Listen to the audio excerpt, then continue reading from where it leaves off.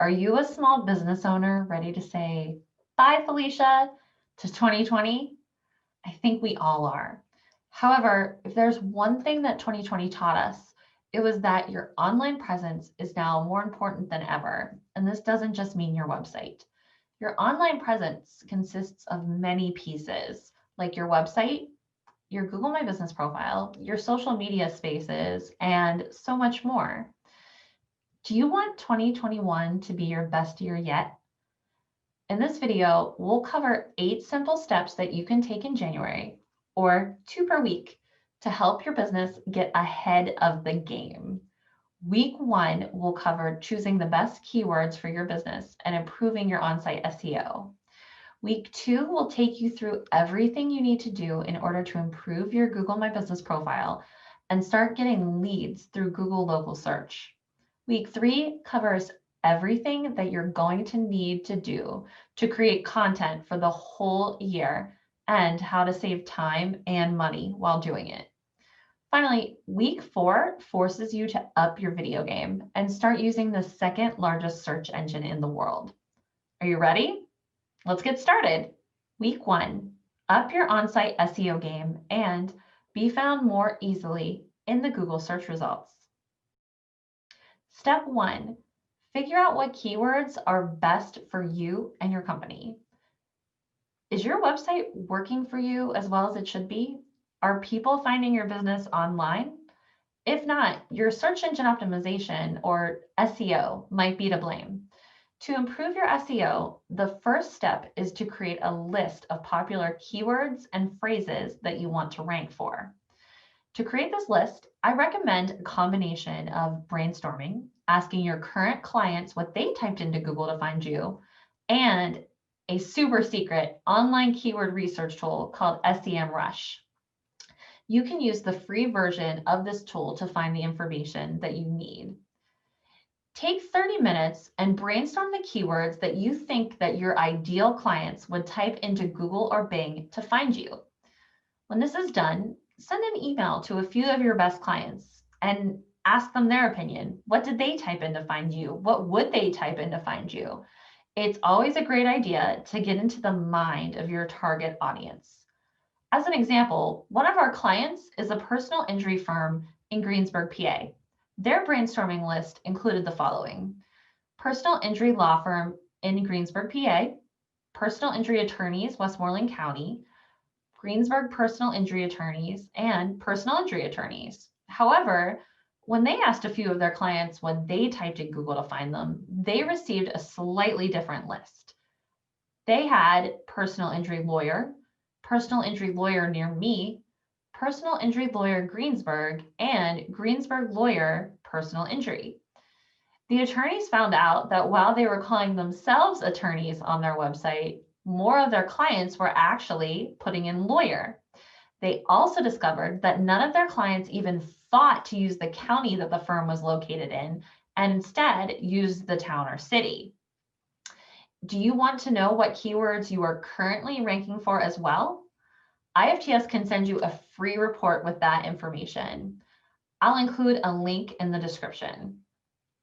Once you have your list, you are ready to use SEMrush. This tool will help you figure out what the most popular phrases are on your list, and thus, those are the phrases that you'll want to target. First, you need to sign up for your free account at SEMrush. Then, after you've created your account and are signed in, you're ready to start using the tool. Enter the first keyword phrase from your list into the search bar. In this example, we'll use the phrase personal injury lawyer Greensburg. Now, the following results are returned to us. As you can see, it tells us that the number of times that this phrase is searched monthly on Google in the United States is 30. This is called the volume. The keyword difficulty, or how hard it is to rank organically for this phrase, is 54%. Anything under 60% is normally a great keyword to rank for quickly. The other important results to look at are the keyword variations and the related keywords. The keyword variations will show you common variations on your searched phrase. The related keywords list shows you phrases similar to the one that you searched. This is a great way to find phrases that you may not have thought about. Repeat this list with all of your keywords. If the related keywords list has any good suggestions, add them to your list as well. We recommend creating a spreadsheet that looks like this. Once you have the data for your whole list, go through and highlight the keywords that are searched often and have a lower keyword difficulty. These will be perfect keywords to target across your online presence. Keep this list for the rest of the steps in this process. It is the basis of everything else. Step 2, incorporate popular keywords and locations into your page titles and headers. Now that you have your list of popular keyword phrases, you'll need to use them in your website. You'll want to choose 1 or 2 keyword phrases to be the main focus for each page of your website. The first important place to use keywords is in your page title. The page title is the text that you can see in the browser tab. It's also the text that shows as the title in the Google search results. A good rule of thumb for a page title is to use the following convention. Keyword 1 dash keyword 2, then the pipe, then the name of your company, then the location of your company. So for our example, a good homepage title for our law firm might be personal injury lawyers dash accident attorneys, pipe the law firm name, Greensburg, PA. This lets Google know exactly what your page is about, who your company is, and where you're located. Create new page titles for each page of your website. In WordPress, you can do this using the Yoast plugin. If your website is in Squarespace, you can change this in the general page settings. If you have a website developer, just let them know the text that you want to use, and they will put in the phrases for you. After you've changed your page titles, you'll want to be sure that each page of your website has one and only one H1 header on it, and that it contains one of your important keywords within it. This header is the most important header on the page, and it's another sign to Google that tells them what your page is about. Week 2, quickly improve your Google local presence. Step 3, perfect your Google My Business profile. If your business depends on people finding you locally, your Google My Business profile is a great advertisement. If you have not claimed your business profile yet, go through the process that is described by Google. I'll include a link in the description. Once your profile is claimed, there are 11 things to complete to make sure that your profile is optimized. Here they are in a checklist. Task 1, is the name of your company consistent with your letterhead and website? Task 2, is the phone number correct and consistent with your website?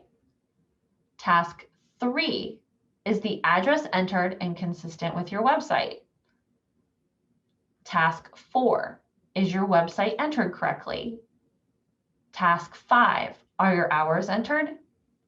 Task 6, are there images of your team associated with the profile? Task 7, do you have a product or service in your profile?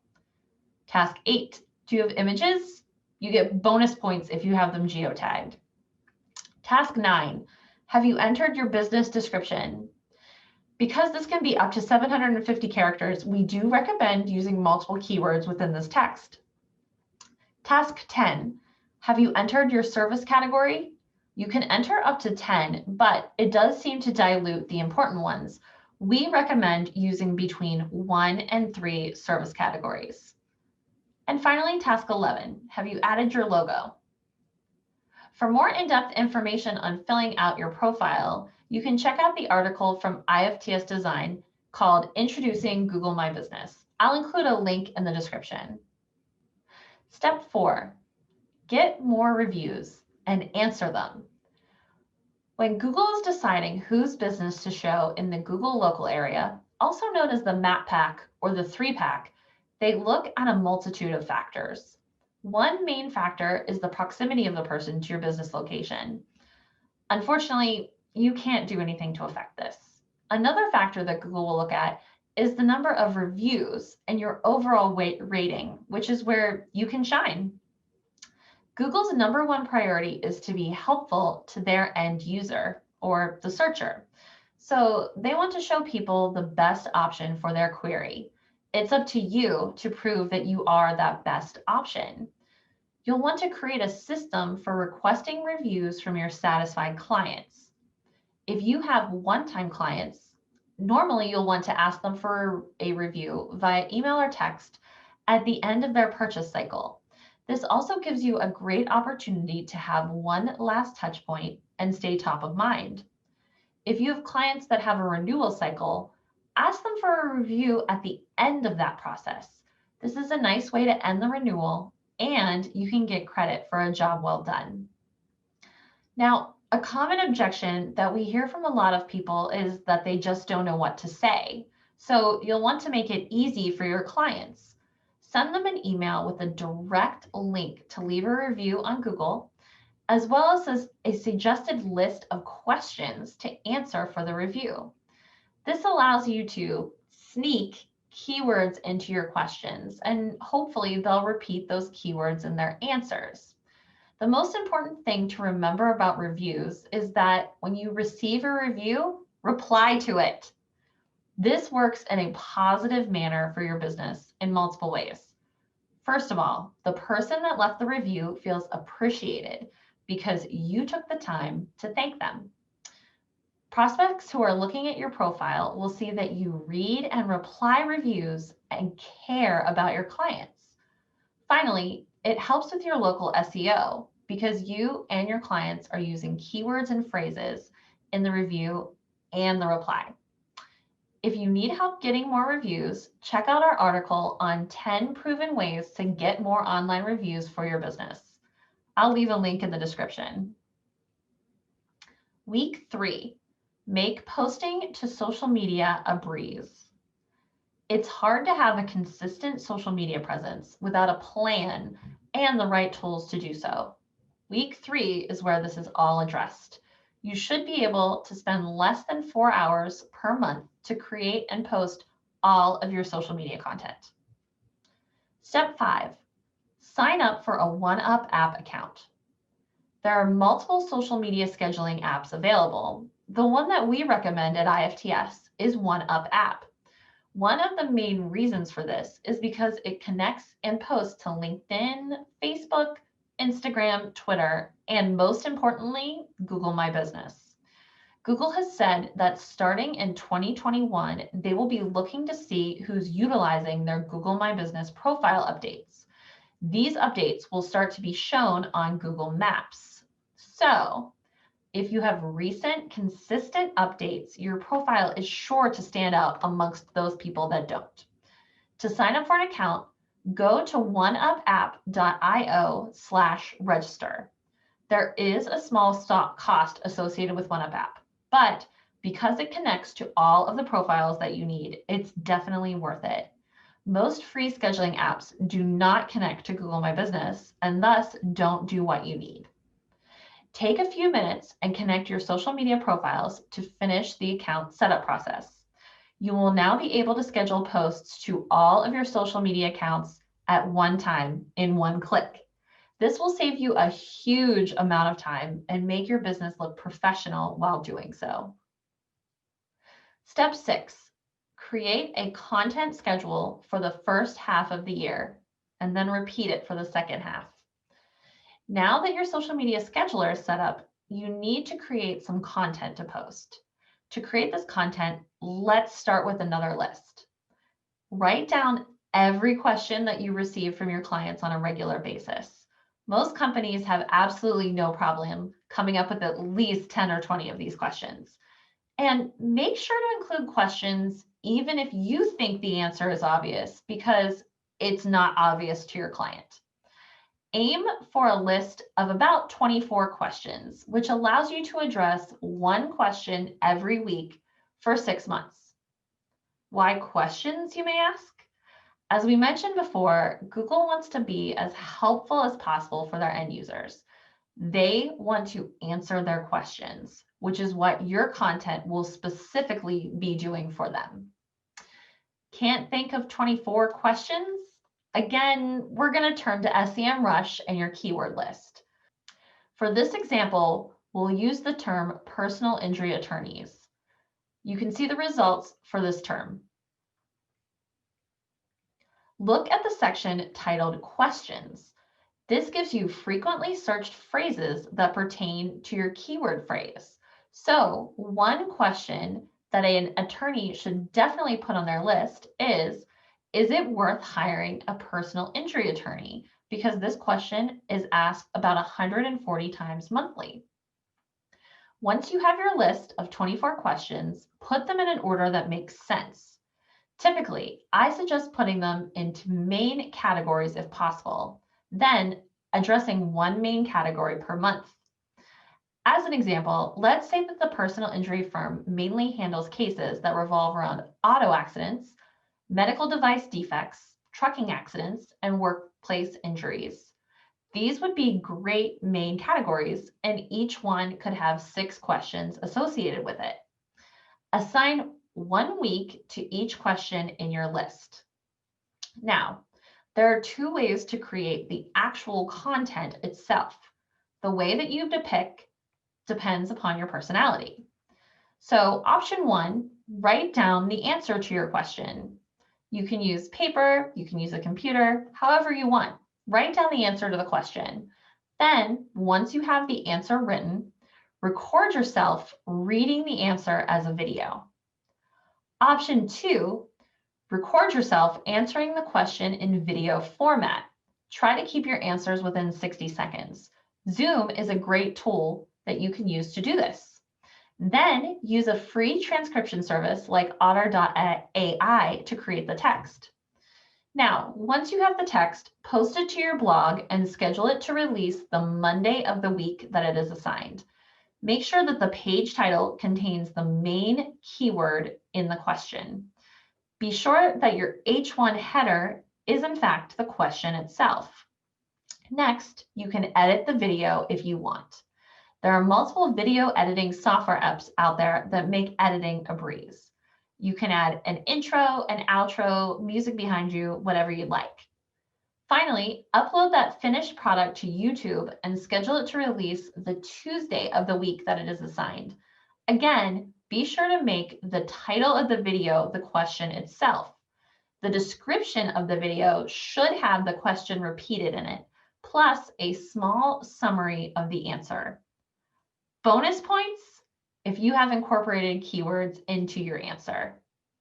Now, here's an example posting schedule to get a week's worth of content from just one frequently asked question. Monday, post the link to your blog. Tuesday, post the link to the YouTube video. Wednesday, pull out one helpful sentence from the text and create a quick quote post. This can be done using the free version of the tool Canva in about 2 minutes or less. Thursday, you'll want to post an additional fact that goes along with the question. You can do this with plain text, or you can create another quote post. And finally, on Friday, post a link to the video from the week before with the label in case you missed it. Obviously, this cannot be done for the first week, but it works for every other week. You also get bonus points for using hashtags.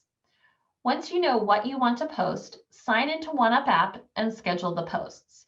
To learn how to schedule posts, check out their video on their homepage. I'd recommend scheduling at least 1 month at a time. This way, you can take a small amount of time from your day and get all of your social media for the month done. Once you get through the first 6 months, you can just repeat that content. The average life of an online post is less than 1 month. So don't worry about people seeing repeats. I promise they won't remember. Week 4, take advantage of off-site SEO opportunities. Step 7, optimize and create, if needed, your YouTube channel. If you don't already have a YouTube channel, you are missing out on a huge traffic opportunity. YouTube is the second most popular search engine, and it's owned by Google. Create your YouTube channel for your business if it doesn't already exist. Once you've signed in, you can start optimizing your company's channel. Try using the following tricks. Trick 1. If you can, use a keyword in your channel's name. This can help your channel show up for organic searches. As an example, an easy way to do this for a law firm would be to name the channel company name dash your personal injury law firm in Greensburg, PA, or whatever location you happen to be in. Trick 2, make sure to completely fill out the About Us section. Be sure to include relevant keywords at the beginning of the description. Trick 3, include a link back to your website from your YouTube profile. If people want to learn more about your company, make it easy for them to do so. This also helps with your SEO rankings. Tip 4, fill out your channel keyword tags. This tells the search engines what your channel is about and who you are. Trick 5, create a trailer video for your channel if one does not already exist. Typically, this should be a 30 to 60-second video that introduces you, your business, and lets people know what they should expect to learn about in the videos on your channel. Trick 6, people typically decide whether to watch a video within the first 15 seconds or less. So make that time count. Try to grab your audience's attention with a big motion, a relevant prop, or a question that makes them say, I want to learn more about that. Bonus points if you can include a major keyword phrase in this time as well. And finally, trick 7. Do you have videos that would group really well together? Create a playlist with them and send your viewers on a journey through all of your material. Try to create at least 2 playlists for your channel. Step 8, check out your current backlinks and create a plan to get more. A backlink is a link from another website to your own site. Most businesses will have backlinks from a multitude of places, such as your local Chamber of Commerce, the Better Business Bureau, social media profiles, local news stories about that company, companies you've collaborated with, and many more places. One major factor that Google looks at when it comes to deciding who will show up first in the search results is the number of backlinks that a page has.